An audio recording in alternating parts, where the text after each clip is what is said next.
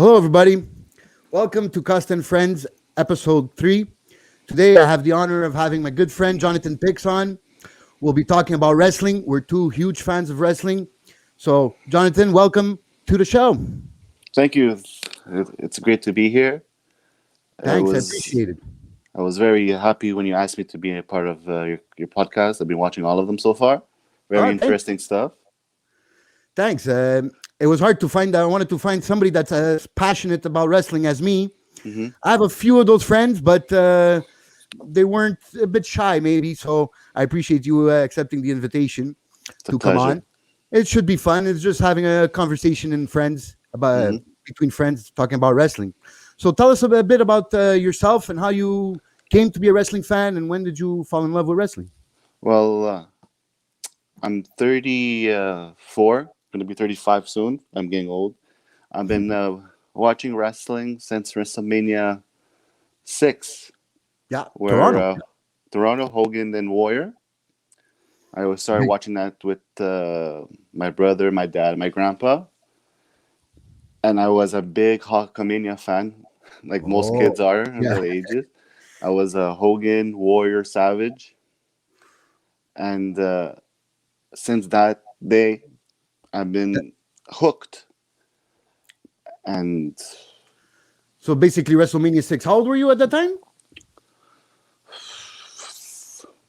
three, 3 four, years old. 3 years old. Because I remember. I think, if I'm not mistaken, WrestleMania 1 was 83.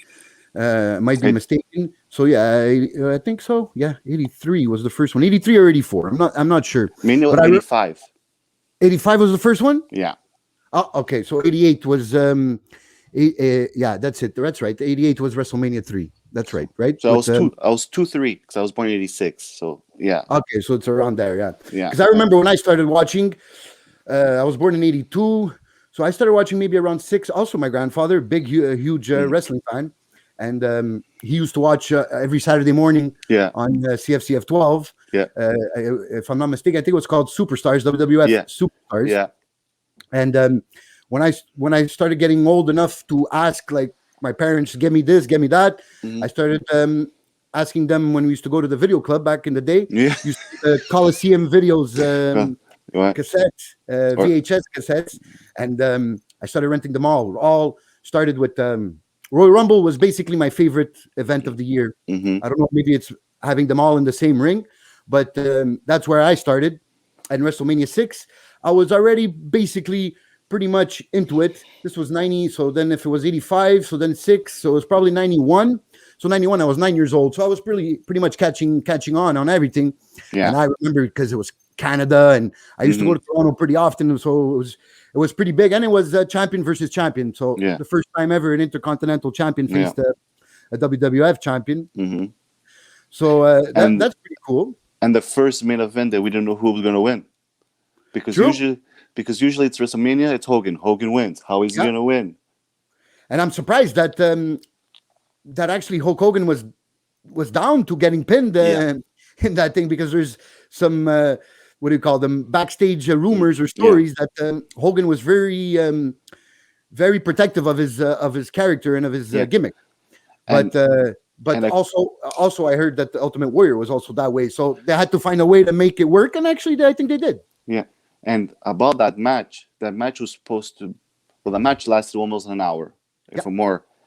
Warrior wanted a 5-minute match.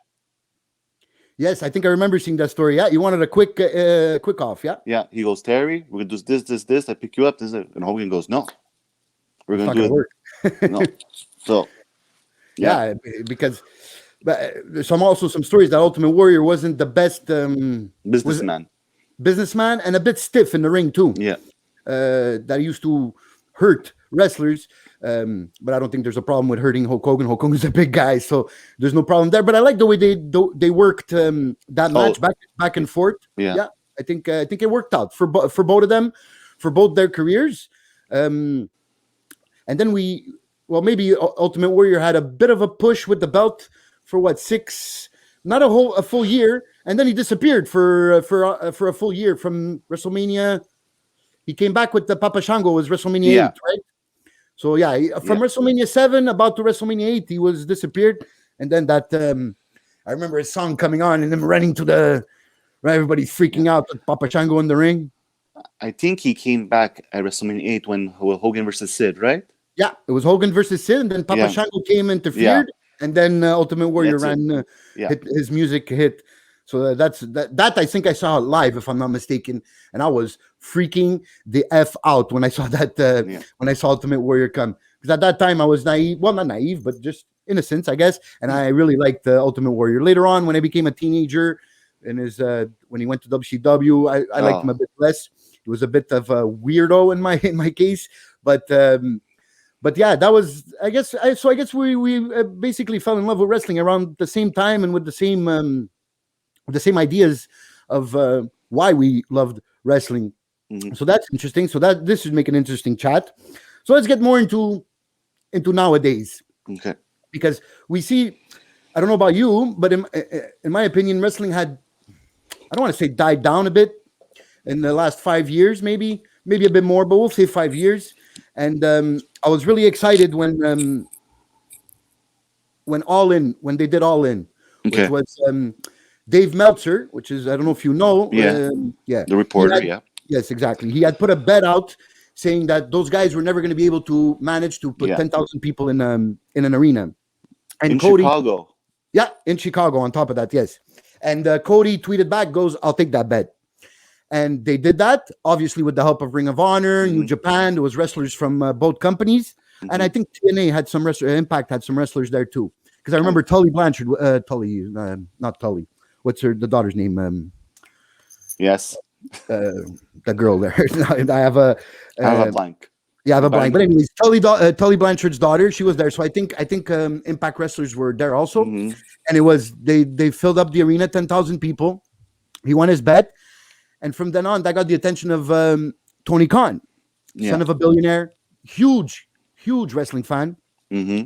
and that gave them the financial backing of Hmm. being able to maybe start their own company. Hmm. So I was really excited when that happened, and when I found out about Tony Khan backing them up, I go, okay, this is getting serious. Yeah. I want to know your opinion basically on that forming of a new, like, second A A plus company that could compete with WWE. Me personally, I find I don't want to be. It's good for business. Yeah, I completely agree with that. Yeah, Because us in North America, we have WWE, and that's all we had. yeah, Now we have and NXT, but NXT is WWE. yeah, and it's developmental. Yeah. Well, to me, Well, not now, a bit less. Yeah, NXT is better than WWE, but that's a different the wrestling. topic. Yes, we could agree. We'll get into that. But to have AEW now, it makes WWE okay. We have something to fight. Like, okay, they're doing that, they're doing that. We have It's to step up our game. they step up. In other, like in UK or whatever, they catch New Japan, they catch Yeah. AAA, they catch um, WOW, women wrestling, Yes. Yes. and also women wrestling is big. Yeah. In Europe and in Japan, Stardom is really big in Japan. Yeah, So only women wrestling. A lot of the big women that we see now in WWE or TNA mhm, started off in Stardom. yeah, Even and, Natalia started off yeah, in Stardom, if I'm not mistaken. and a lot of people don't know that. Yeah, yeah, So for AEW to come, I think it's amazing. and take that a piece of that market. I Yeah, think it's important. Yeah, I and agree with that. Go when I ahead. watch it, it's not only me that thinks it, but it looks like a bit of WCW. It feels WCW. It has that feel of middle '90s WCW Nitro. Yeah, Yeah, I could because basically agree with that. Yeah, if you watch AEW, you're watching wrestling. This is my opinion. But if you watch WWE, it's entertainment. yeah. It's not the same. It's not the same vibe. No. Well, it's because it's a bit different because ever since that that court case where Vince McMahon changed that, why he changed the name, because some people think he changed the name WWF to WWE because of WWF, the World Wildlife Foundation, but it was mostly because of a tax reason, if I'm not mistaken. That Yeah. in court he wanted to make it about sports entertainment and not being a sports Federation. Yeah. exactly. So it became more, and then 3 hours of Raw. You got to fill in 3 hours of TV. It's hard. It's very hard. I know that they did good during the Attitude Era.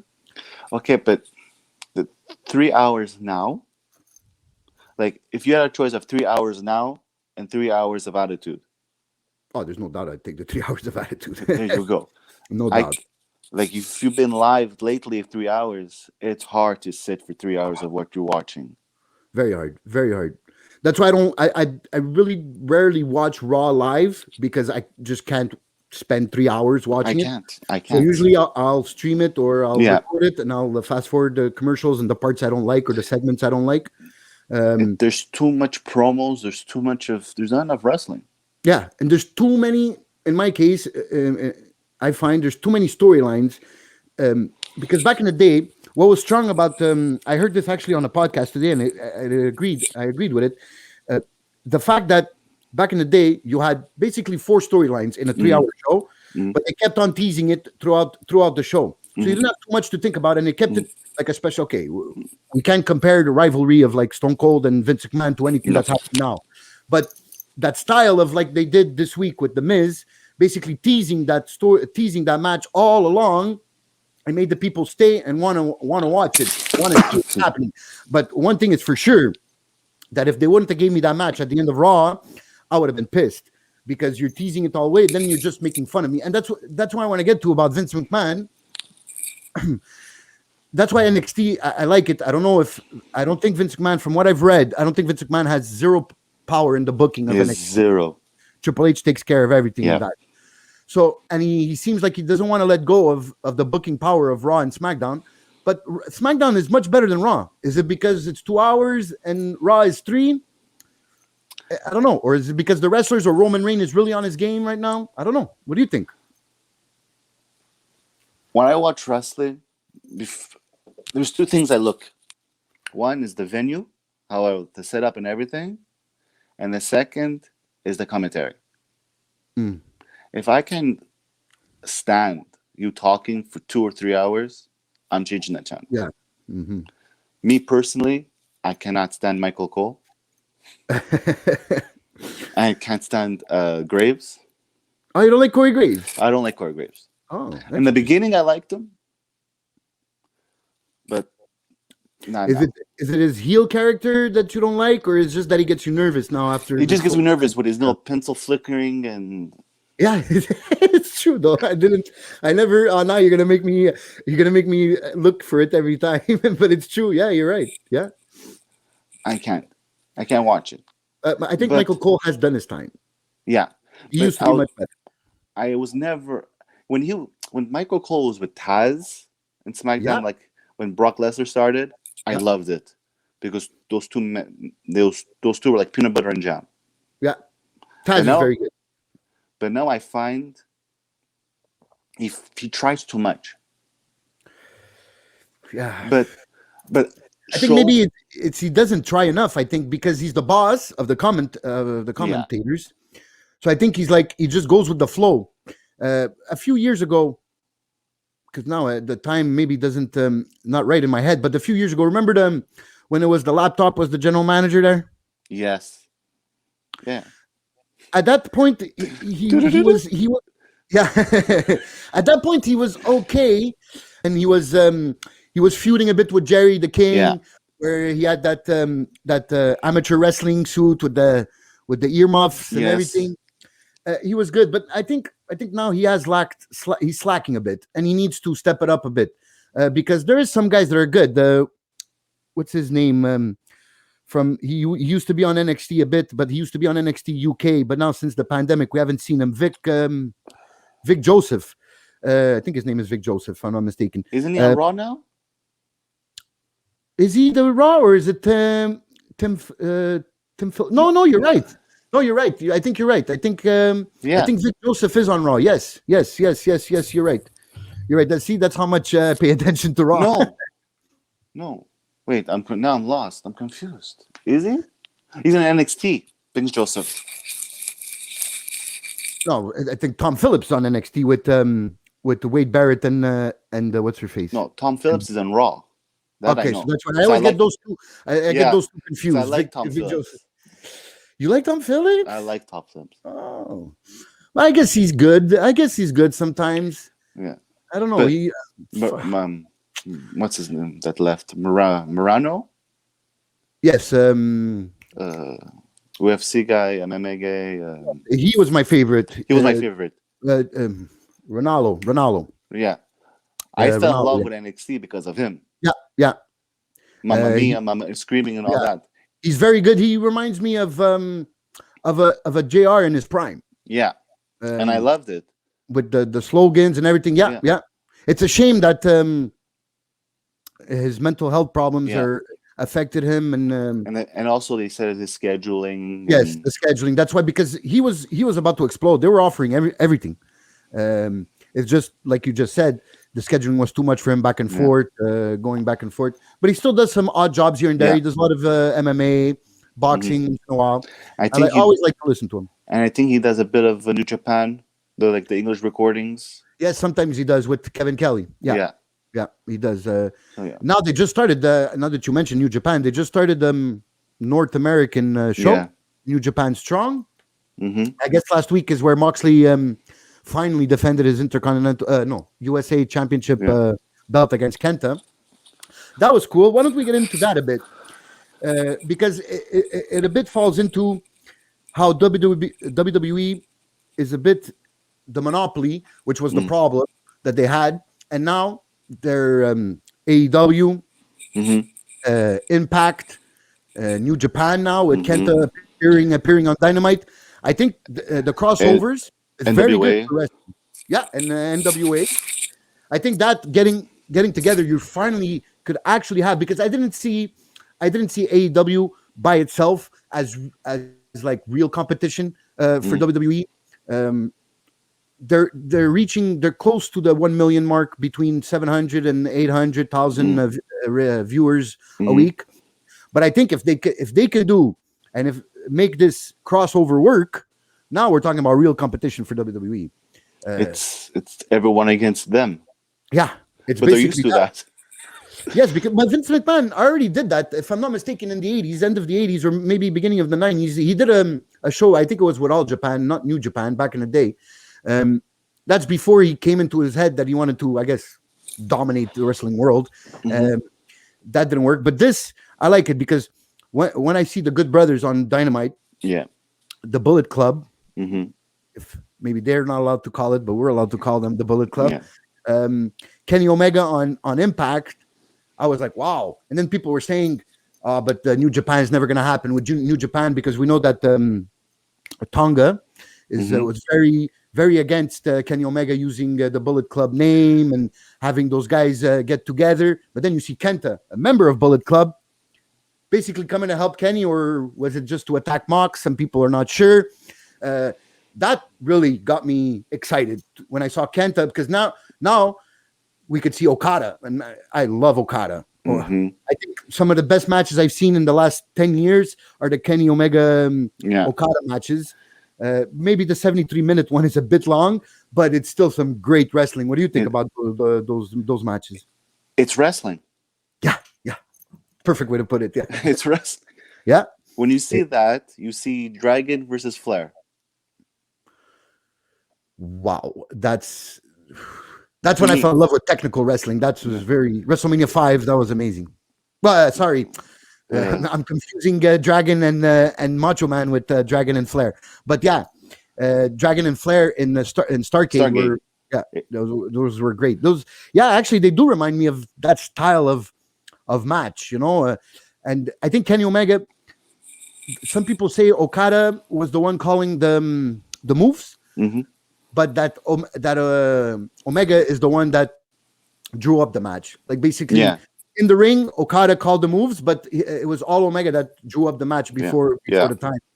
And I think we were lacking that a bit in AEW. That I don't know if you wanted to give a bit of the space to other wrestlers, because that first year of AEW, I think, was lacking that Kenny Omega that we're starting to see now, Yeah. right? Well, he's popular in Japan. Yeah, With very popular. He's very popular, and he was never in North American television. Yeah, So we didn't know which way he was gonna go.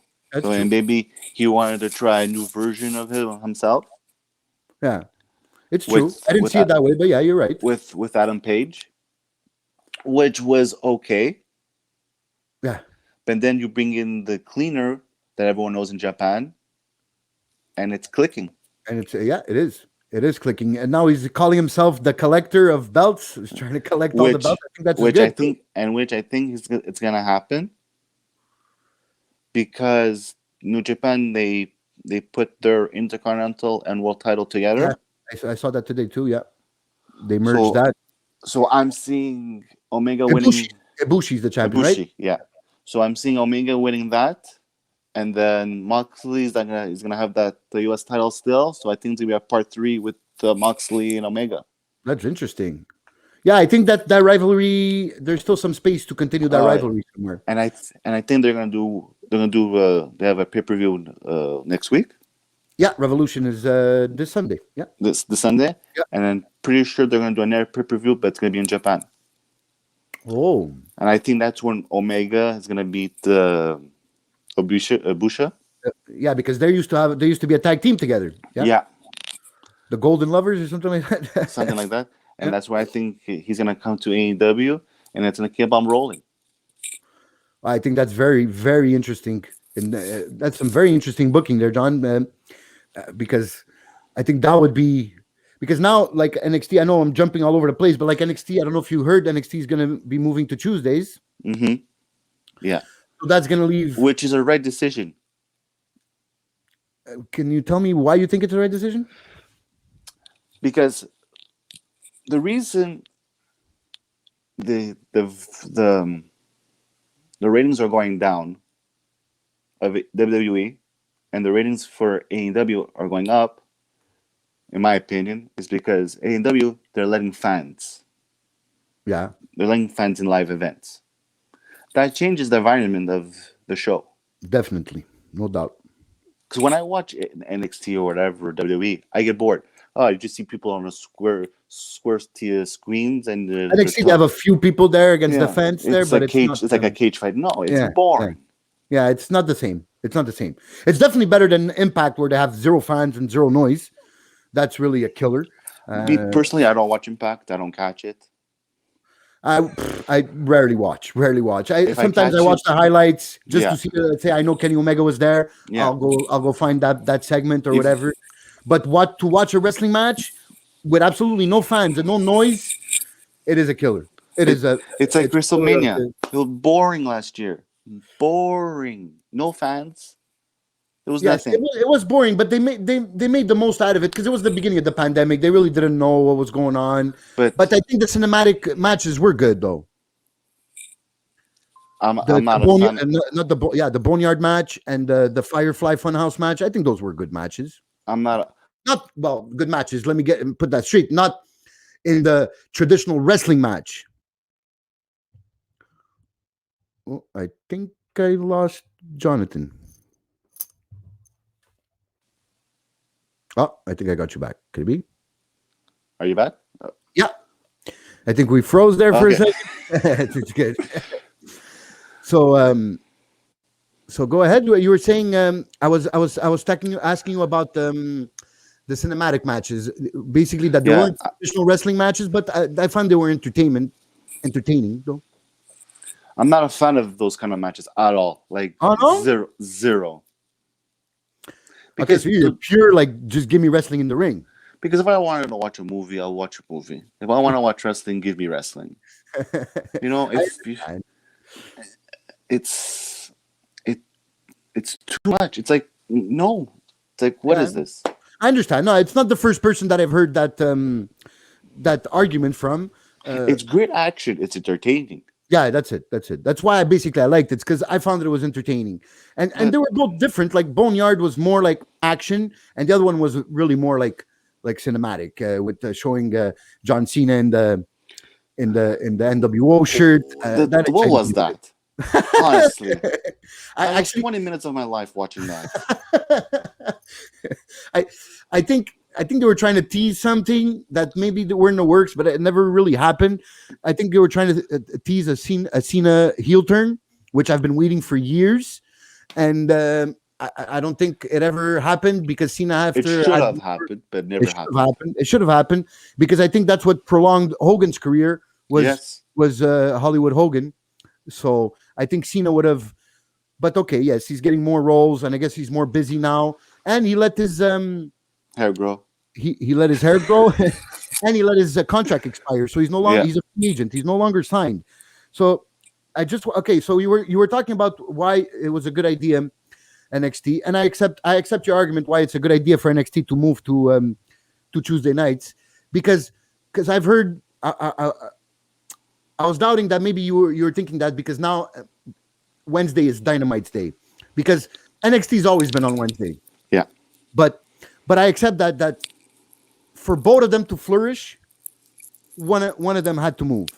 Hmm. And I know that TNT have a hard time with because of basketball of Yeah. scheduling AEW on another night. So and since USA are gonna be playing hockey on the NHL on Wednesday night, so that's why Hmm. they Tuesdays. On I think Tuesday. works out for everybody. I think who might be pissed a bit, freak out. That's Impact. Well, they'll probably move because they own the network too where they're on. So they'll probably just move to a Friday or something or a Thursday or whatever. Or Thursday. Yeah, probably Thursday because they don't want to go up against the SmackDown either. They've been moving around every time. Like SmackDown goes from Tuesday to Friday, they Yeah. move around. So they have that luxury of being able to move around.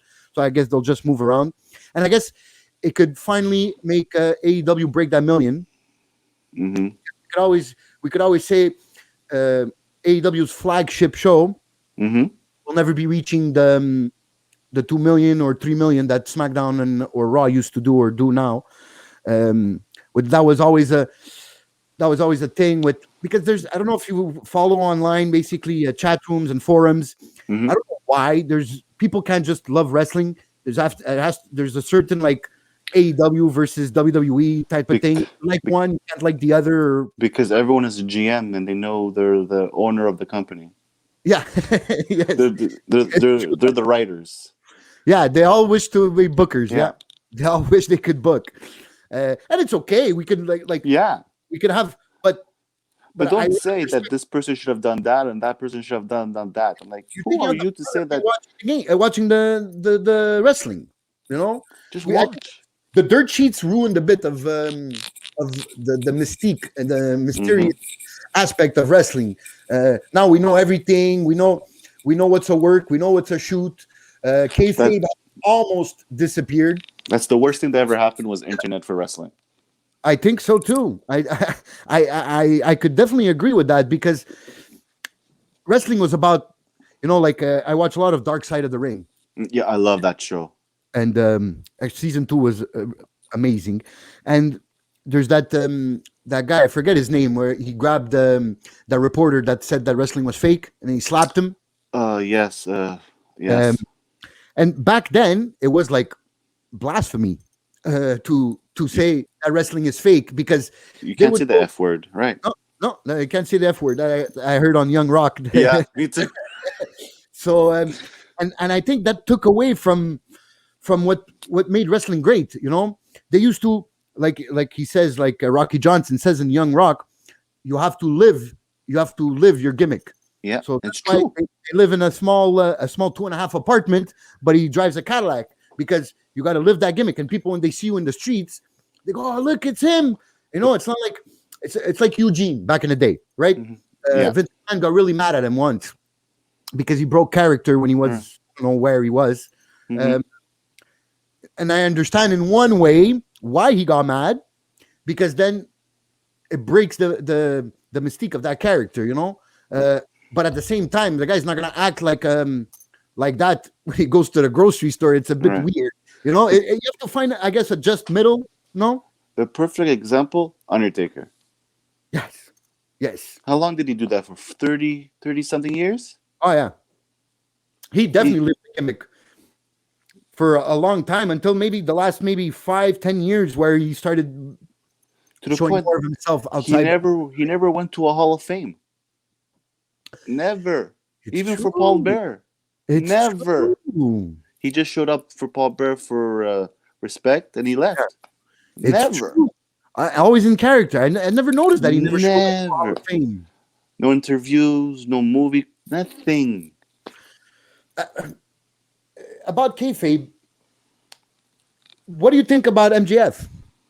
Is that kayfabe or is he really like that? If he's really like that, he's an asshole. I know. But I think Sammy does it good though. he reminds me of the Miz in some way. Yes, I hear that comparison a lot, and actually MJF brings it up a lot too. And I'm not a fan of the Miz. He's not my favorite wrestler, but I respect what he's done in the business. Yes, I respect what he's done, but I'm not a fan of the character either. Yeah, no, but no, I think his best work is when he's a heel. That's definitely for sure. For sure. Yes, yeah, but I don't. I think it's a work. You like MJF though? I like G. Yeah, I do. His work in the ring, amazing. There's still room for improvement, but he's young. What? He's at 23, 24, so I have no problem with that. But for him to be that popular, yeah, to be tagging with Jericho is saying something. No, of course. Because Jericho is not going to tag with anyone. No, and they put a lot of weight on MJF.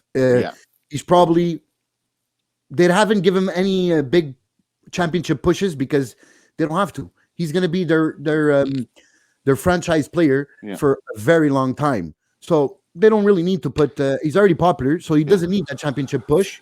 I think that Diamond Ring is enough of prestige for him. There's a quote that I'm never gonna forget that Jake the Snake Roberts said, and it was, "Real wrestlers don't need belts to be popular." That's true. Which is true. That's true. I definitely agree with that. It's not the first time I've heard it yet, but it's true. There's a lot of past wrestlers who were never champion. Yeah. And we still talk about them.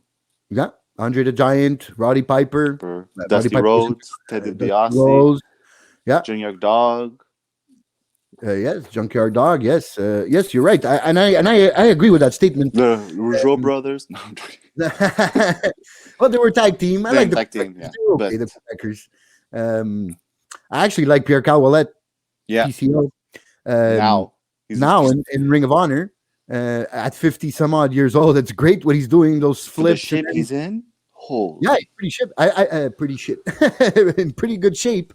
I met him a few, maybe 3-4 years ago. He was a doorman at a club I went in Chambly, and very cool guy, man. Very, very cool guy. He took a picture with me, and after that, I started looking into it. And he goes on, I'm getting back into the game more and more. And a few years later, I see him in Ring of Honor, and he actually revived his career, became champion, heavyweight champion in Ring of Honor. I didn't know it was him until he started talking, because he changed completely. Yeah. It's like that Frankenstein. Because the last time I saw him, he was a pirate. Yes, Jean-Pierre Lafayette or something like that. Yeah, that's the last time I saw him. Yeah. Yeah, and I think he did, and it's good. I like having Quebecers. Not Quebecers, the tag team, but people from Quebec being in professional wrestling in the big corporations. And there's a lot of them. I really like. We don't know well, Kevin Owens right now is my favorite wrestler. Yeah. Period. Even if you go to a live show, when Owens is there and Sammy's there, the pop goes higher for Owens than Sammy. Oh, definitely. I was there at the last two shows, the last Raw and SmackDown. Oh, that's SmackDown. Yeah. And yes, definitely the pops are great for those two. I think they're a bit better for Owens. For Owens. Oh yeah, for sure. But I guess it's two different fan bases. Sammy's a bit different. Sammy's from Laval. He's more Anglophone. Yeah. and Owens is more francophone, even though his English is very good and his promos in English are also very good. Yeah. I think they're finally using Sammy a bit better. I like his character now. Kevin Owens. Sorry. It's very. Sorry, go ahead. I was gonna say Sammy reminds me of I forgot his name. The snake guy. I forgot the alligator guy. Oh yes, he came with the green shirt and the beard. Yes, there. I have a Hasbro of him. Oh yeah. Every time I see him with those pants, I remind me of him, but I forgot his name. Because of that jacket he's wearing now and that big beard. Yeah, playing that that activist Che Guevara type. No, I like what he's doing. Kevin Owens basically has always been Kevin Owens since he arrived at in WWE. Mm-hmm. Basically, different rivalries, but his promos are always on par, and his matches are just great. I think his wrestling ability for the big body, agile. No, I'm really impressed with Kevin Owens. I know he already won the Universal title, but I think he deserves a longer heavyweight championship push. It's coming. I'm pretty sure it's coming, but I think with them, I would have liked him to beat at least, even if it wasn't for long, but at least like have beaten Roman and then Roman take it back like a few weeks later on the SmackDown or something. I think he's gonna take it from Edge. You think Edge will beat Roman at WrestleMania? Yeah. Wow. Because I know it's in his contract. I think it's in his contract at least one title run, so it could be possible that he does beat Roman. But I don't know. Roman's pretty unbeatable now. He's doing so good. No, because the Roman storyline, it's from the beginning. We saw The Rock coming into this. You're seeing Rock Roman at WrestleMania not this year, next year. 100%. Back crowd and when he said he's the head of the table of the family, yeah. The Rock. Yeah, me too. It popped up in my head right away. Right away. And that would be the main event of the last 15 years guaranteed. And you're not gonna put The Rock and Roman now with no crowd, yeah. No. Yeah. So, plus next year it's in LA. Yes. Going back to Hollywood. So that fits that storyline. Yeah. It's gonna happen. Makes sense. Yeah. So basically you're saying Edge would beat Roman and then Kevin Owens would beat Edge, and then during that year, Roman Reigns will take back that belt and then go face The Rock at WrestleMania. Yeah, that's very interesting, John. I see that as a possibility. I also saw that Rock Roman main event because I think that's money for Vince. That's money. Oh yeah. So I definitely saw that coming. I just didn't know how The Rock can manage to find time, but it's The Rock. I guess he always finds time for this stuff. If he can make movies, tequila, and energy drink. Yeah. And have a sitcom. He has room for one night. I think so too. All right. I like this conversation going on. Okay, I want to get into. We've talked about the NXT, AEW. Okay, before we move on, I just want to talk a bit about NXT. Okay. We a bit drifted when they moved to Tuesdays, but I think them moving to Tuesdays gives them the opportunity to go back to what they're great at, which is not try to compete and go for ratings, but let the wrestlers wrestle in the ring. Because it's hard. It's hard because the takeovers are always good. Right. I think takeovers are the best pay-per-views of WWE in the last 2 years. Pay-per-views are always good. Sometimes the NXT live show, the Wednesday night show, sometimes they have a hard time. It lags. Yeah, it lags, and they have a hard time putting guys that are going up, like those what's the name of the tag team from here, Quebec? Everend. Yeah. I know them. Yeah, them. Yeah. I think back in NXT, when NXT before AEW showed up, you would see them more often. But now, since people don't know them, and you have to get ratings because you're fighting AEW, I think you don't have time to move up these guys. That's why I think WWE needs another developmental program. I think Evolve was supposed to be that, maybe. I don't know what's going on with that, but But they because the also product only have, itself is what I liked about NXT is that it was up and comers that were hungry. I don't know what you think about that aspect of NXT. they only have an hour, right? Yeah, yeah, So to do 1 hour of guys that you don't really know who they are, it's really yeah, hard to do. yeah. Yes, yes. So That's the thing. Yeah. Well, now they moved when AEW started. They moved to 2 hours, but for when they were on the network, it was an hour, mm, and it was but there was a small audience, so you could do that. You could afford to do that. mhm, But now I understand that with 2 hours, you can't go too long with guys that people don't know, or else people are just going to change the channel. I guess that's why they gave the belt. AEW gave the belt right away off the bat to Jericho because they needed to give it to right. somebody people knew. Mhm. So I guess that's how NXT. But maybe now NXT going on to Tuesdays, they could go back to that the what made NXT great and just the product in the ring. And And they I could think do two Triple H hours can now do that. Huh?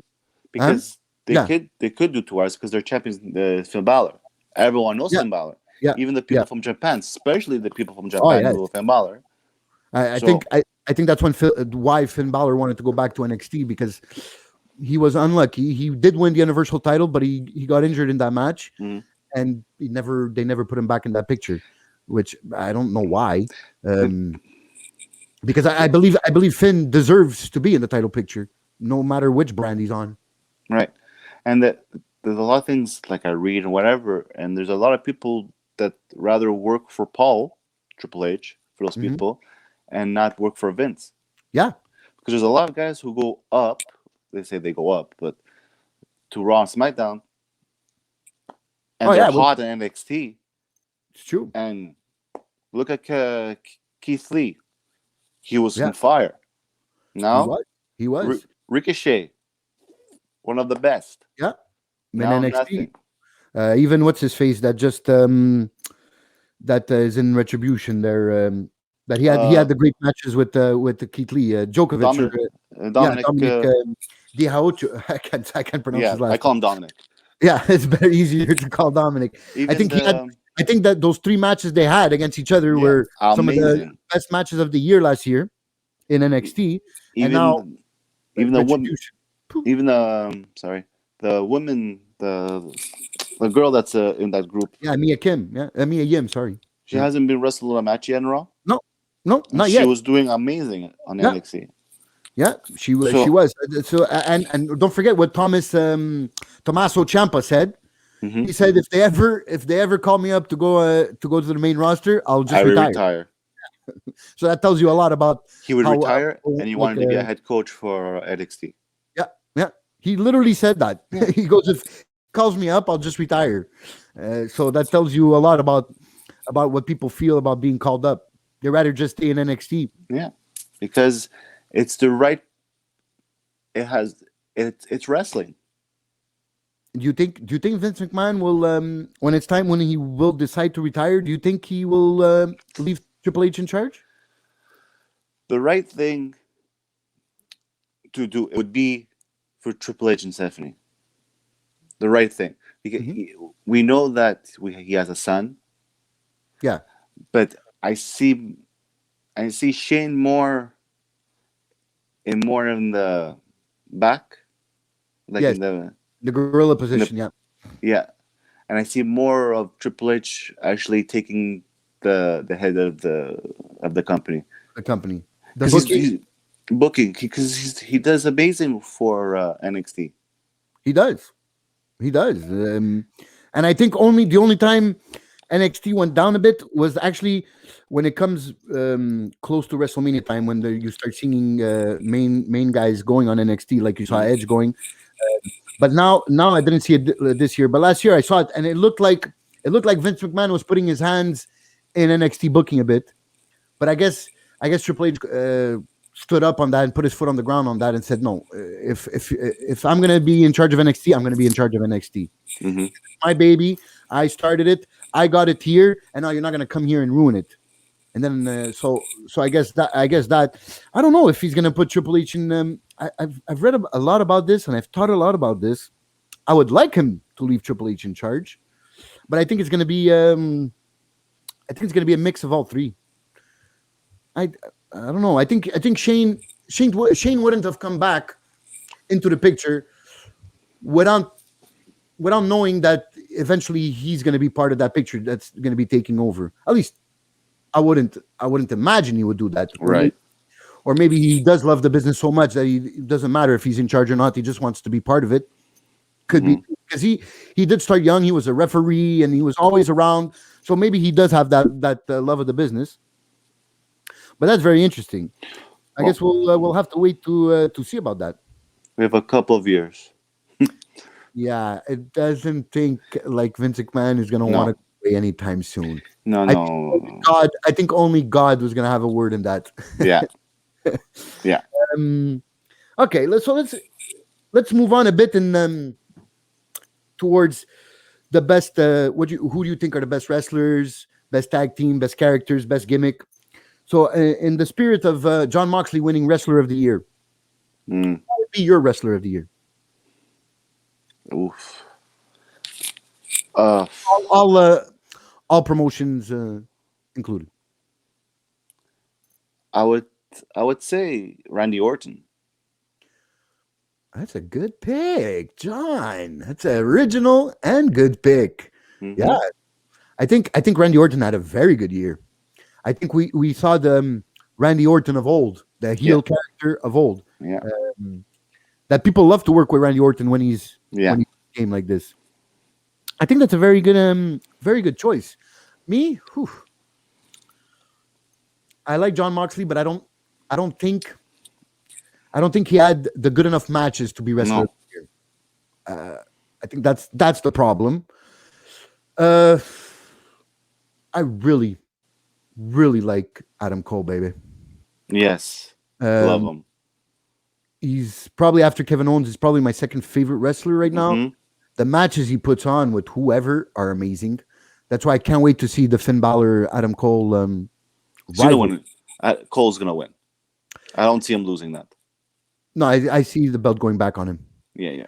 You think Adam Cole will ever go to the main roster? I hope not. I hope not too. And I really hope. I know that eventually they had to break up Undisputed Era because there's just things go. It's it But was I hope still it's not a permanent. it was too early. Yeah, I think they still have time. I Oh think yeah, what's his name? strong. No, the other one that had the great match with Riley. yeah, O'Reilly. Um, I think it would have been good to have that rivalry inside, but them still being a group, Yeah. having Cole and O'Reilly fight to go face Finn Balor, I think could have prolonged that group Hmm. and maybe had a type of mutual respect rivalry there. Hmm. It could have been interesting. They broke up too fast. Yeah, You know, like Adam Cole, he did one big thing, and it's over. yeah, he had that great run, that great championship run. But I think Undisputed Era have the potential of being a type of four horsemen where you never that group never disappears. Right. It's so good. Not like Evolution, where you knew that you couldn't keep four guys like that together for long, but it was good for everybody at that time, especially Right. for Orton and Batista. But I think Undisputed Era being four young guys, Hmm. all the same age, coming from the same background, I think that group had the potential of staying together indefinitely. But Hmm. I'm not the one doing the booking. What about so I'll go with Adam Cole on that one for me. Okay. My what about tag team of the year? FTR right away on the spot. That's a good pick. That's a good pick. They Some- remind me. They That's my they remind me of a lot of the Brainbusters. oh yeah. I think they Oh, take from the Brainbusters. yes, and I'm very old school. If you noticed, I'm very old school, and I love old school tag team, like 80s, 90s, and they remind me of FTR Yeah. or the Beverly Brothers. Beverly Brothers. Remember Yeah. the Beverly Brothers? Two That's- blondes, black tights, purple tights. Their manager was the genius. Wow, yes, yes. I didn't that was really old school that. I'm going that far. That's really old school. Oh yeah.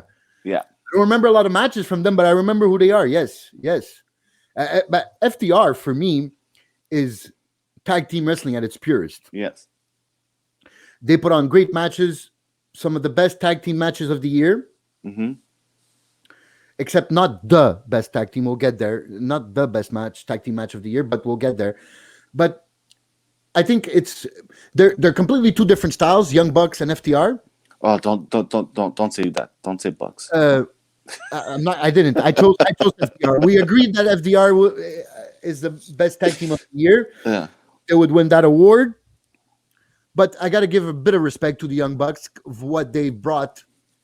Sometimes, like let's say They're good. I'm not saying they're not good. They're no. good. I understand what you're saying, and I understand where you're going. I think you're gonna appreciate the point I'm gonna bring right now. Like when Young Bucks will face a team like Private Party, Mm-hmm. the match won't be good because they'll just go from spot to spot to spot to spot, and there's no wrestling. Right. But when they fought the FTR, great. It was mixed, right? Yeah, it was mixed, and which gets for me to talk to about the tag team match of the year, Mm-hmm. which was Young Bucks against, well, in my opinion, you could say your opinion after, which was Young Bucks against Omega and Hangman Page. That was a beautiful tag team match. But they fought more than once. Yeah, no, but I mean the pay-per-view, the Okay, yes, the pay-per-view match. For the one that lasted 40 odd minutes for the title. Yes. For okay. The title. Yes. I agree. Okay. When Omega and Hangman lost the titles. Did they lose? Amazing. Yeah, they lost. Sorry? Yeah, they lost. That's it. Yeah. I think that match for me is the most memorable match of the year where I go, wow, these spots. It was a perfect mix of spots and wrestling, and it's a lot of the matches that we'd like to see the Young Bucks do instead of just doing those flips. That was what I would like the Young Bucks to do. But when you say match of the year, you mean in tag team wise, or you mean in general? No, just tag teams. Yeah. Oh, okay. Yeah, I agree. Because okay, let's get to that. To the best match period of the year. So basically, the best singles match of the year. What's your what as of now? Okay, let's go from WrestleMania to WrestleMania the last year. Okay, I don't know if my timetable is good. Correct me if I'm wrong. Okay. Cody versus his brother, Dustin. That was the first. That was the first pay-per-view. First pay-per-view. Double or Nothing. Yeah. I don't think it was in the last year, but I'll give it to you because that's the best match I've seen in wrestling in years. Yeah, in years. Storytelling wise, emotions wise, wrestling wise, I think it had every part that you would want in a wrestling match. That had it. The closest match that I would say going that high was Taker and Michaels. Taker, Triple H, and Michaels was special referee. Okay, so WrestleMania 25, 26, 27. 27. Mm-hmm. As you say, had storyline, the spots, the history, the psychology of wrestling. Up there. And in my opinion, that's where Taker should have retired. But that's a different topic for a different day. Yeah. I think because after that, Taker went just down. And the structure never ended, but that's a different topic for a different day. Yes. We can have that discussion on another during another conversation because it's very interesting. We could definitely go into that another day. So that match, I agree with that match. That even though it might not be in the last year, but it was so good that it deserves to be mentioned here. I would also give an honorable mention to Adam Cole and Gargano. Yes, those were some great matches in the last year, and I think we're just gonna. I think those guys haven't shown everything yet.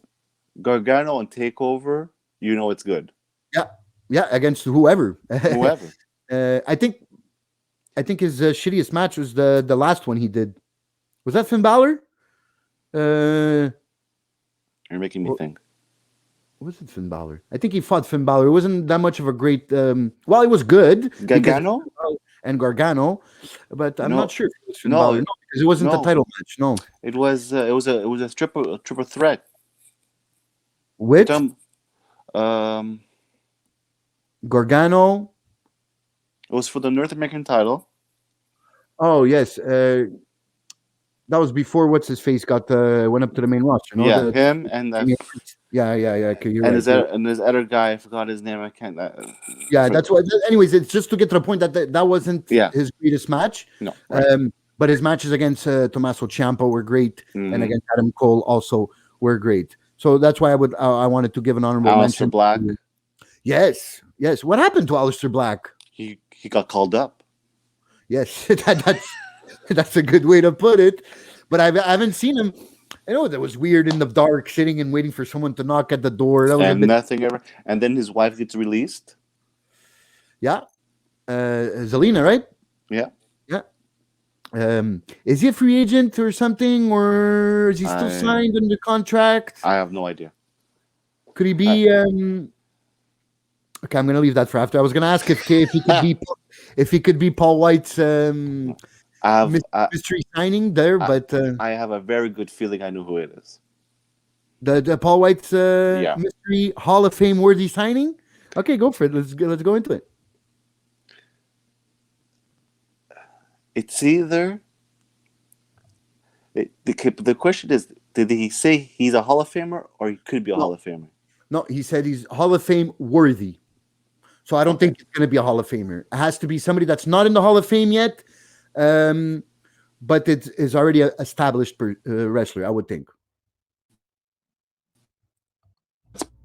Punk. I said CM Punk. I think CM Punk is a possibility, definitely. Because there were three names that popped in my head. It was CM Punk. And then I was thinking Christian, but Christian just signed and he came back from Raw, Royal Rumble. Yeah. And then there's Batista, but Batista's going to be in the Hall of Fame. I think he is the Hall of Fame, no? With the Evolution? No, he's going to be in the Hall. He was supposed to be on the Hall of Fame by himself. But okay. Yes, that's right. You're right. And then I thought of Kurt Angle, but Kurt Angle's already a Hall of Famer. So yeah, I think CM Punk is definitely a possibility. I really would hope it would be John Cena. If it's John Cena, that's when Vince McMahon dies and gets a heart attack. Honestly, it's like saying Austin left and he went to WCW. But Hogan did it. Yeah, but Hogan did it for reasons, contract-wise, whatever. Cena left in a good cause. Yes. I think he's always been loyal to WWE. But I don't know. The fact that he's a free agent, it boggles in my mind because maybe it's Taker. Oof. That's when Vince McMahon will die of a heart attack. That would be the ultimate betrayal, I think, for Vince McMahon. Even much more than John Cena. Yeah. Because John Cena has no reason to let his contract expire because he could renegotiate the deal where he comes once, three times a year. That's what Edge has. Yeah, I think it's six. I think it's 6 appearances. 6 appearances plus 3 pay-per-views. 3 pay-per-views. So 9 appearances in all. Yeah. Which is good for a man of his caliber and his age. I don't see why John Cena wouldn't have signed that type of deal. I think maybe he wanted that option open, and I think that would be like a big game changer. I think if Tony Khan can convince John Cena to appear at Revolution and sign a contract with AEW, I think AEW just reached main event status. But I think it's already up there, in my opinion. I think they'll have to pass the 1 million mark first, and they have a little twitches. I don't think their women's division is still main event. No, that's their weak point is their women's division. Yeah, Everything else, I think they have the best tag team division. I think they have a good enough heavyweight main event division. Maybe they could they lack a. That's where I see that if John Cena would come into that main event picture in AEW, that legitimizes every other wrestler in that division. But if Cena came, that would hurt also AEW. Oh, interesting. Explain why. Because AEW is a brand that is trying to make new stars. Yeah. The same thing as NXT. Mm-hmm. So if you brought Cena, all those new guys, you're going in the back of the line, my friend. That's true. And that's actually a subject I wanted to talk to you about, was the fact that until now, we like we said before, we all agreed upon giving Jericho the belt because it was the beginning of the show. You needed somebody known to have that belt. Mhm.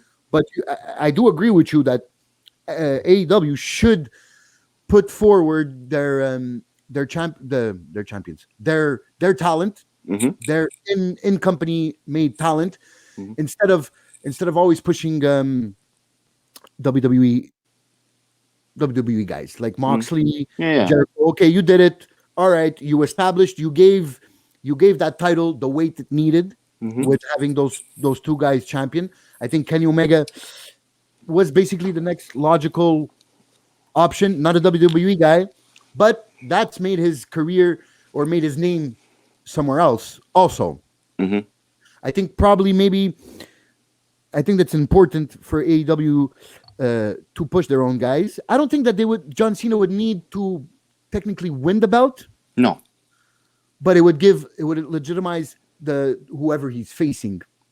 I think It's maybe who do you think would be their first AEW guy, like pure AEW guy, to that they should give the title to? Paige. I like Paige. I think he deserves it. But me, it's I'm stuck between MJF and Paige. Because MGF. Paige was supposed to have it, but they after decided Tony Khan changed it because that's what the Bucks and Cody Rhodes wanted. They wanted Adam Page to be the champion, but Tony Khan said no, we need somebody like Jericho, and they went another way. MGF, he's good. I like MGF, but he's not ready to be world champion. Yeah, I think he's young. Especially now that he's in the inner circle, and you have Jericho, who's the most popular guy. Yeah.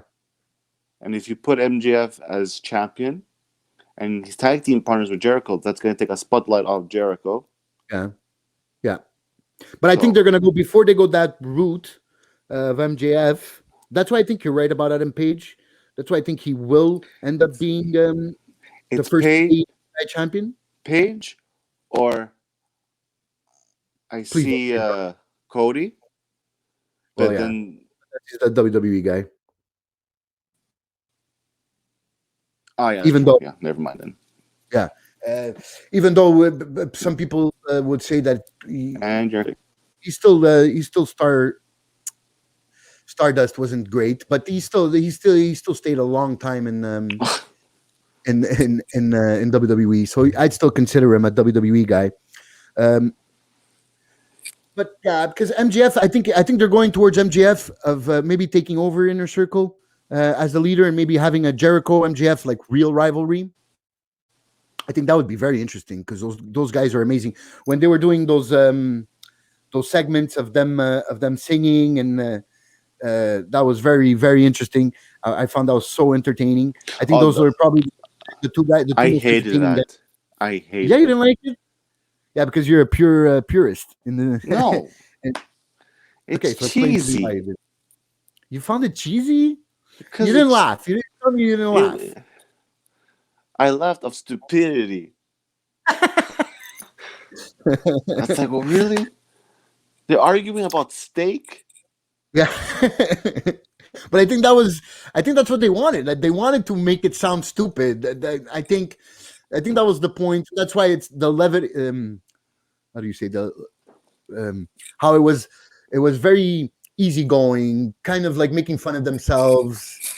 I Right. guess that's where we're going. But I understand why some people, maybe not everybody, could found that good, because I did see following on the internet a lot of people. It was basically, it was like either hate it or love it. Like there was no in between. Like it was Mhm. either you loved it or you hated it. So I understand it's very polarizing segment that I saw.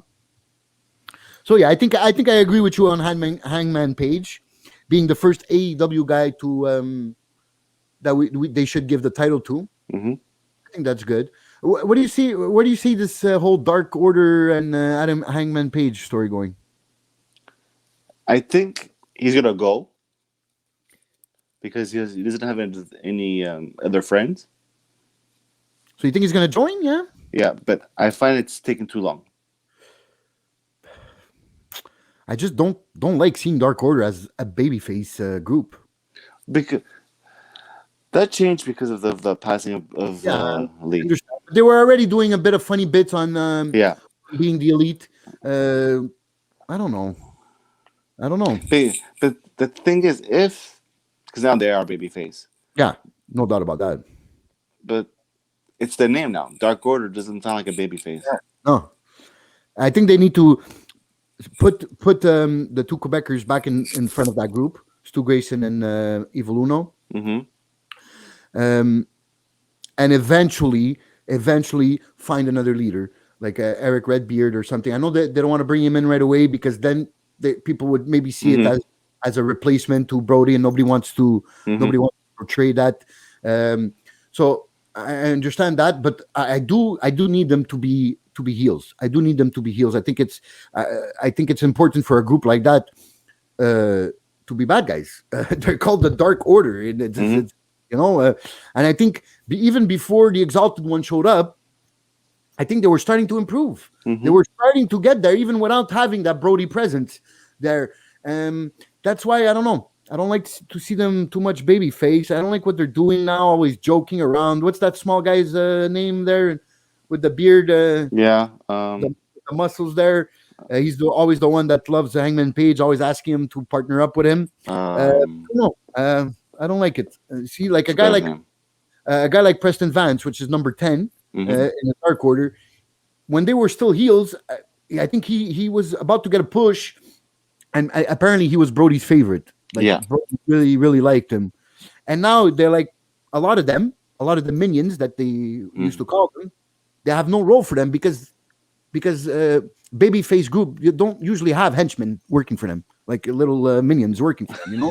So it doesn't fit. So I don't know why.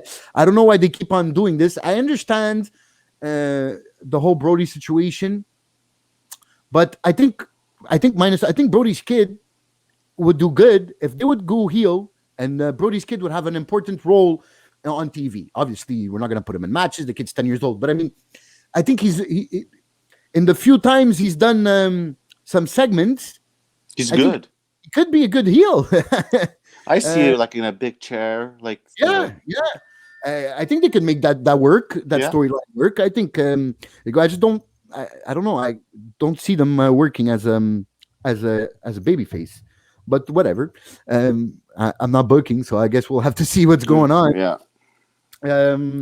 Okay, since we've been going on over an hour, let's try to wrap this up before we go on to Revolution, talking about the pay per view this Sunday. I think we can agree you're your best character in wrestler right now. Ooh, Gimmick. Darby. Ooh. I like his gimmick, and I think you can never give him the main title because he's But just there's too small. But I think the TNT title is perfect for him, and I think the storyline with Sting is working out. but one thing I would, if I was part of the writing, whatever, the one thing I would change for Darby's character, he would never speak. Mute. Yeah, kind of like what Sting did at the beginning there when he became the Crow Sting. Mute. Yeah. You Yeah. come in, you come out, you fly up, you fly out. Leave that mystique. Yeah, Mute. I think that would be good. And Even he puts on some hell of a matches. That's even for his sure. entrances. You know, he comes in, the lights close, dead bag. See the bag there, Yeah. zip up. You finish your match. Somebody zips you down. Lights close, gone. And you're gone. Yeah. Actually, that's good. That's pretty. It's a pretty interesting booking there. I like that. I still think. I think Darby Allin is a good gimmick. Is a good character. But I just got to give MJF his respect on that. Well, that's putting into consideration that it's kayfabe, because if he's just an asshole in real life, then it's not really a gimmick. It's not really a character. But if he's playing a role, It's fucking good. he's Sorry, doing the it. language. It's okay.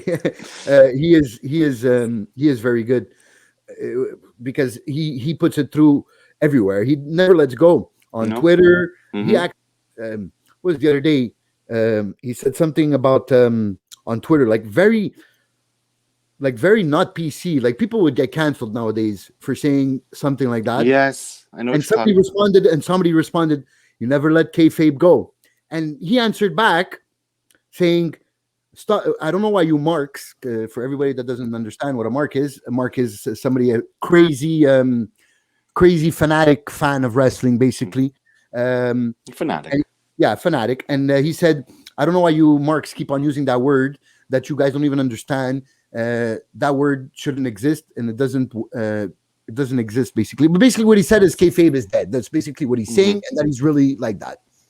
I really doubt he's like that, because I don't think he would survive in the world if you would be like that. Eventually, you would find somebody that would that would give it back to you. But that's why I still believe it's kayfabe. So that's why I say that's the best character right now.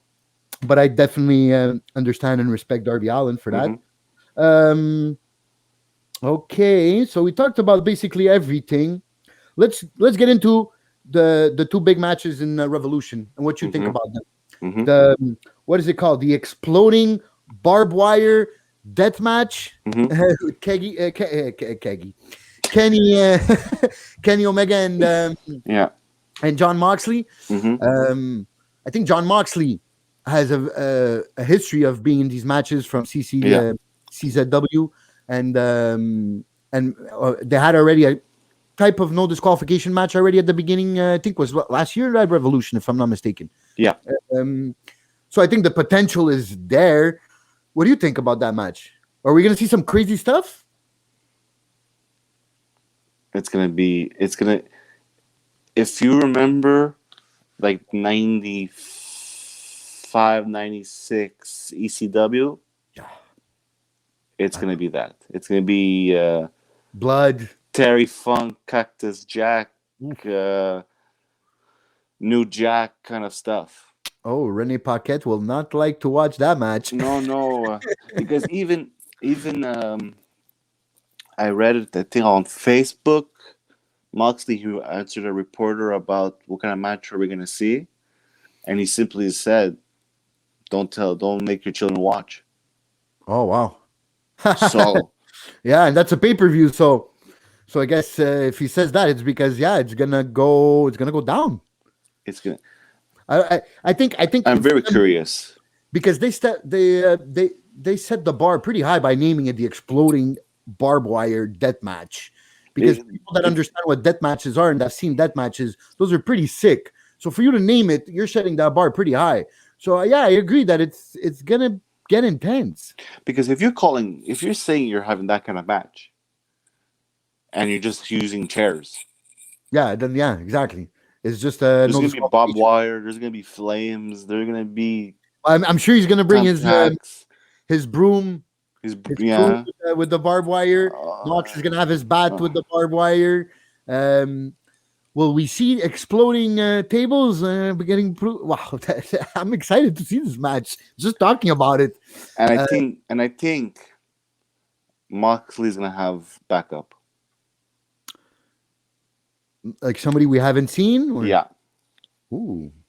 Who? I don't know.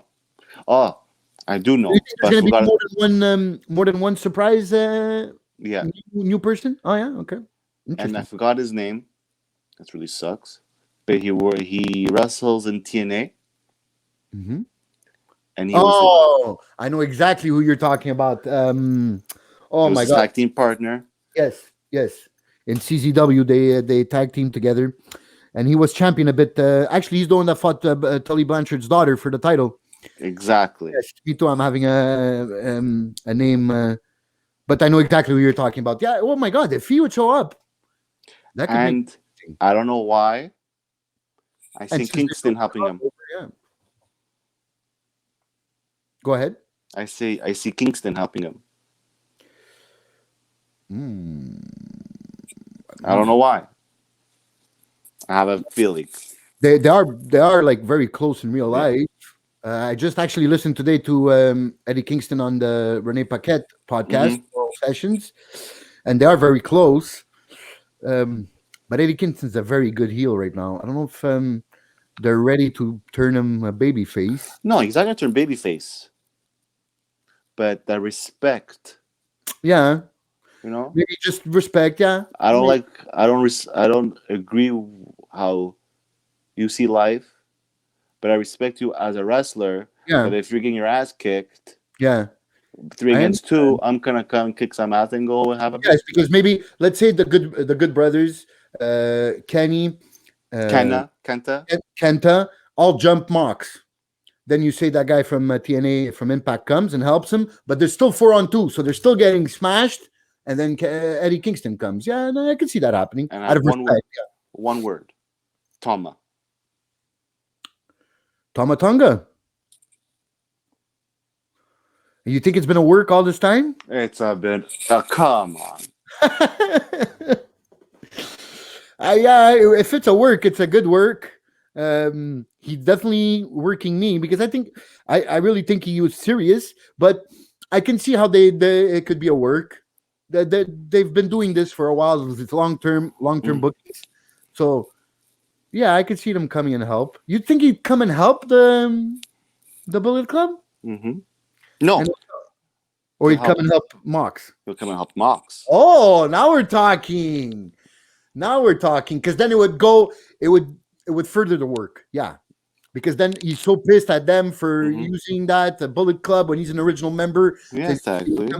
yeah, I could see that happening. That's another reason for Kenny to go back to Japan. Yes, and make and further the crossover. Yes, they work together. Yes, I think you've sold me on that one. I think you sold me on that one, and make it because then Eddie would come. It would still be 4-on-3, so they would still be getting a bit of a beating. And then Tama comes to even the odds, and they beat up the other four. I like that. I'll definitely be thinking about you if that happened. That's for sure. The other street fight. The after 5 years. Well, can we even say Sting that match against Triple H was a match? Whatever. I don't want to talk about that match because it was horrible. But he was in the ring. So his first match back in the ring after 5 years, Sting in a street fight with Darby Allin against Mm-hmm. Ricky Starks and Brian Cage. Tell me what you think about that one. It's 5 years too late. Mm-hmm. Yeah. I'm just gonna charge my phone. But yeah, it's 5 years too late. I love Sting. He still has it. He is old though. He's over 60 years old. 61. Yeah, 61. And he has that problem with his neck, or I don't know what it is. Or that's the Now, reason why they don't want him to fight in WWE. I don't think that's true. No, because apparently Tony Khan is doing everything he can to like that power bomb he took from Brian Cage. Apparently Mhm. they put him in extra gear, extra protective gear for him to take that power bomb. But he's gonna. How much gear do you want him to wear when he does a street fight? Yeah, that's why also I think that the street fight it was the better decision for them because then he won't need to take those bumps that he takes in the ring. You understand? It's more of like a fight, so it's the punches, it's the kicks, it's the hitting with the weapons. Mm-hmm. So he doesn't need to take those bumps where it could be dangerous for his neck and concussion. And listen, if Edge came back, if Daniel Bryan came back, and Daniel Bryan's been taking some bumps on that Christian came neck, back. and Christian also came back. So I think maybe with the modern medicine and the stem cells that people have been injecting, Ow! Oh my god, it could work out. But I guess that's why they went, like I was saying, they went through that to that street fight type of match. Hmm. Um, I don't. I think Sting is a good contribution to AEW, but I think what he's doing would be good enough. I don't think he needs to be in the ring that long. Maybe once a year, like do the Undertaker Yeah, thing once a year type of thing. I'm okay with that. I thought it was just gonna be a manager, to be honest. Yeah, yeah, manager or come and help sometimes Yeah, with the bat or something, or appear out of nowhere. Um, spokesperson. yeah, valet, because You, I like that about AEW, that they bring back the manager when some wrestlers that are not that good in promos, that you have a good manager that can do he would promos. That's good. he would be perfect to be a spokesperson for the dental. Oh my God, Darby. Darby, yeah, And yeah, Darby he is. And wouldn't need to talk. yeah, and that spirit of what you're saying, yes, about Darby not saying a word, yes, I think that would work out good. That's why I'm interested in to see that match. I like Ricky Starks on the mic. Yes, Um, and Kingston. I love Kingston too, but that's a yeah, different. I think Kingston, Ricky Starks, And Taz, MJF, and MJF and Chris Jericho are basically the best promo guys in the business right now. Cody too. I like Cody. I like Cody, but Cody is only one type of promo. It's the Yeah, emotional promo. it's the emotion one, It's the emotional promo when but he always gets me. yeah, he does. He does. I won't lie. I won't lie. There was a tear that dropped after that match with his brother when he tells him that he needs his brother. Goosebumps. There was that tear drop from my face. I won't lie. So yes, I respect Cody as a promo, but I think he's not always on his game, and he doesn't have a variety of promos. Hmm. He always comes and gets you with the emotion. But the other guys I mentioned are great. Ricky Starks, I think he should stop. I think he's too much of he tries to play too much that Rock character when Yeah, the Rock was at the beginning of the Rock when he was yeah. the corporate champion. I think has a bit too much of it makes me think of that, and I don't like that. But I do respect what he says on the mic. Brian Cage is a beast, and we need to see more. I don't know why they don't, because I used to watch him a lot in TNA, I'm not a fan of him. and this guy does flips, man. For the big Yeah, guy, he yeah. reminds me of Brock in 2003 when Brock came doing that shooting Moonsault. star press Yeah, the right. and moonsault, yeah. Yeah. And I don't know. I think they asked him not to do too much of that because he's a big guy. I guess keep it for big matches later on. Which Do you know who could do a moonsault and they said for him never do it again? who? Take a guess. Um, Give you a hit. WWE. WWE big guy. Probably a big guy. Keith Lee? No. Big Show. Big Show. Big He Show could do do a a moon. moonsault. He could do a moonsault, and Vince said never ever do that. Now you imagine a Oof. 7'4" does a Wow. moonsault. You're not gonna want to watch that. Well, it's definitely going to be a stand up out of your chair moment. There's no doubt about it. There you go. Is it risky though? It is risky though. Okay. It is But risky. it's wrestling. It's not ballet. No, I know. They know what they're getting into.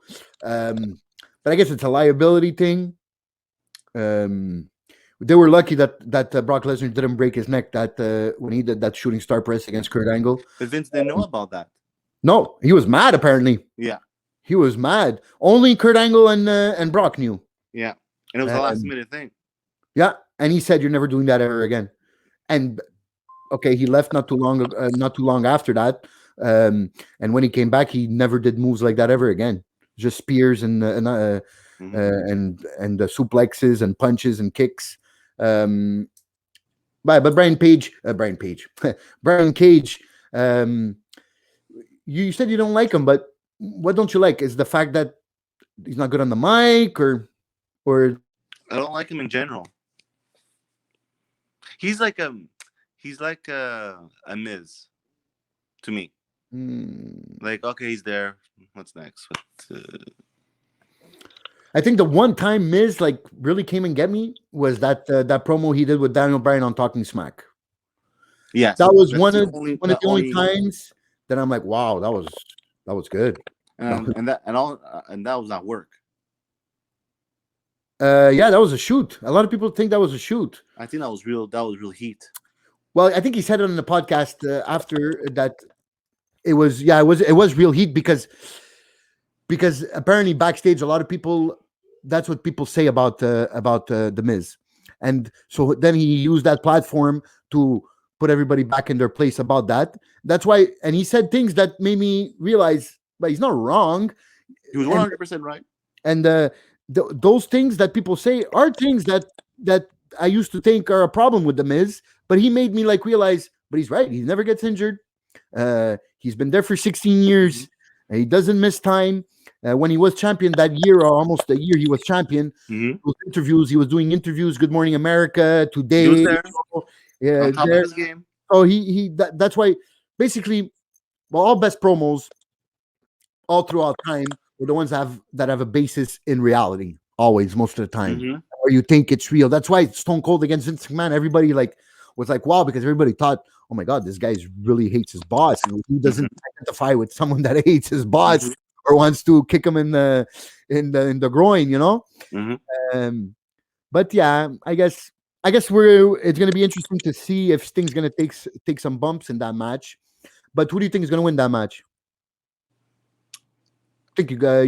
I think you got to give it to. It depends. It depends. If they want to end that storyline, it's gonna be Darby and Sting. If they want to make it that go longer, it's Mhm. gonna be Cage and Rick. I think maybe they can go a way of. I don't know. Since it's a tag team match and the title's not on the line, I have a feeling. Cage is gonna pin Darby, and that's gonna bring another title match between Mm-hmm. Darby and Cage. Obviously, with the Taz. Do they even have a name? The group. The FTM, whatever. Oh yeah, FTW. That's right. Uh, FTW. yeah, with them in their corner and Sting in Darby's corner. I think that would be a good way to book it. We didn't give a prediction for who do you think is going to win, but I think we both agree. Kenny and Mox. Kenny. Kenny, yeah, Kenny. Kenny's not going to lose the title right away, guaranteed. Plus, he's with that gimmick of the being the collector. I don't see him losing that title anytime soon. And Mox is gonna be a dad soon, so It's true. So he's going to probably take some time off. Yeah, yeah. Did he lose? Did he beat Kenta or did he lose that U.S. title? no, he won. He won, so he still has it, He right? still has it, Okay. and I wouldn't be So surprised if he brings it. down to the ring? Yeah, Oh yeah. I didn't think about that. That's some good ideas there, John. Yeah. To throw it in Kenny's face. Yeah. Yeah. you're the collector. Come and collect it. Come and collect this one. Yeah. I like that, John. I like that. I guess we're gonna have to wait and see. It's gonna be a good it's definitely gonna be a good pay-per-view. Mm-hmm. We don't even need to talk about Fastlane because I think that pay-per-view is gonna suck. Where we could probably predict every single match, Yeah, and probably we will I be right really, in every single one of them. I really know who's gonna be the world champion. Champion at WrestleMania, yeah, exactly. So, We know who it's gonna be. so there's no point. I even feel bad for Daniel Bryan if he gets to face Roman Reigns at Fastlane because everybody knows Roman Reigns is going to keep that title. So I really feel bad. Uh, maybe unless hey, look at me. Maybe they'll make it a triple threat at WrestleMania. Maybe they'll I make. hope not. I hope not too. No. I hope WrestleMania is just Edge and Roman. Um, that's why. Anyways. Let's keep Fastlane for at WrestleMania for a future day. Maybe we could get back together for before WrestleMania or after WrestleMania and talk about that if Mhm. you'd like, because I really enjoyed our conversation. It passed so fast. It's been an hour and a half. We're here. Oh shit. Yeah. So Yeah. I'd like to Anytime. I'd just like to thank you for coming on. It was a fun conversation, and we're gonna do this again soon. Definitely, John. Thank you. My pleasure, bro. Anytime. All right. So, guys, thanks for tuning in, and I hope to see you soon. Peace out.